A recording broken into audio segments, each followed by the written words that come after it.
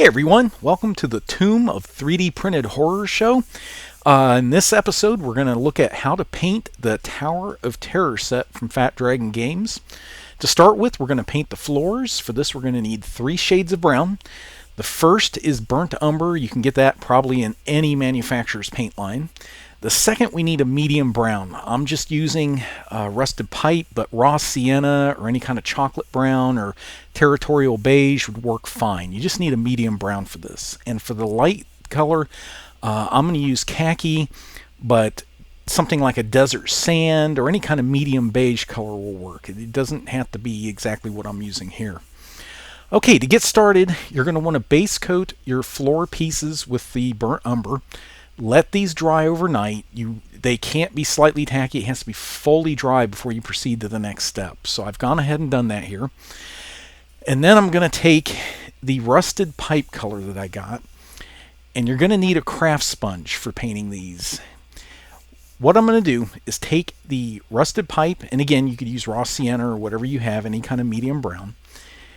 Dab your craft sponge in it, and just rub it on a paper towel, get some of the excess off, and then very lightly streak it along the wood grain. You don't want to press real hard, and you do not want to do this evenly. You want this to kind of have a cloudy or mottled effect with it. If you get a really even coat on, it's going to look like fresh wood, and you don't want that. So you want to hit it heavier in some places, lighter in others. You can always go back to an area if you got too much paint on it, kind of feather it out with an area of the sponge that doesn't have any paint on it. Go in. You won't want to press too hard because you don't want to work the paint down into the wood grain. But just like I have here, it's just very quickly done. Does not have to be done heavily, and you do not want to do it evenly. So once that's done, you're going to go with the khaki or the desert sand color, and same technique with the sponge, but you're going to want to apply it even more erratically. You don't want to completely cover up the medium and dark browns. So I'm going in here, I'm just kind of a hodgepodge application. If you get it too heavy, flip the sponge over to a area that does not have any paint on it and go in and kind of rub those areas out.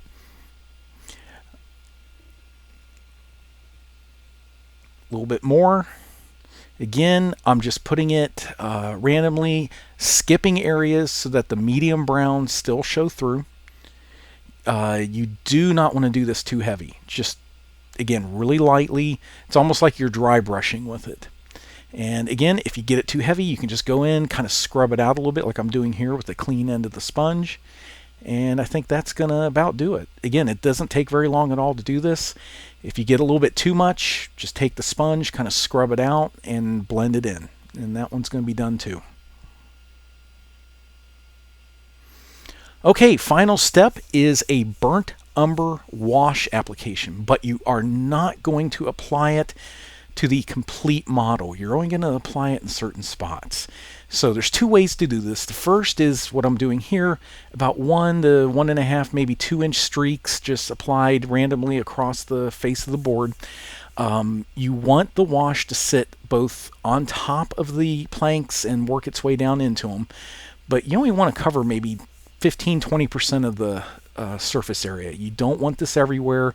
If you get a little too much, you can just rub it off like that. This is the first technique. It's not my favorite. I prefer going in and doing individual planks, and what that will do is give the effect of planks having been replaced over time and weathering at different rates. So what I'm going to do on this one is exact same burnt umber wash, but I'm going to apply it to complete planks. That goes the entire length of the plank, edge to edge. You don't want to do a lot of these, maybe 3, 4 maximum, and you don't want to do 2 that are butting up to each other because that's just going to make it look like one giant wide plank. So leave a gap between them. Make sure you paint the entire plank in, and that's it.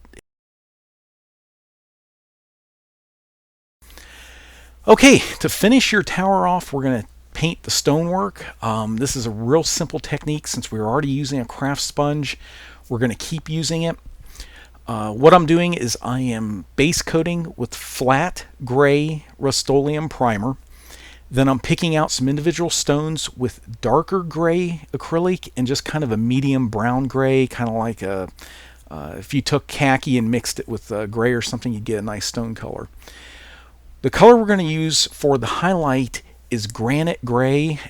It does not have to be that. Any light gray will do as long as it has good contrast with the primer coat you put on. You want a lot of contrast on this. If it's close to it, if it's a darker gray, mix some white in with it. You really want this very light. You want it to use the sponge to maximum effect for really adding a lot of texture effects to this.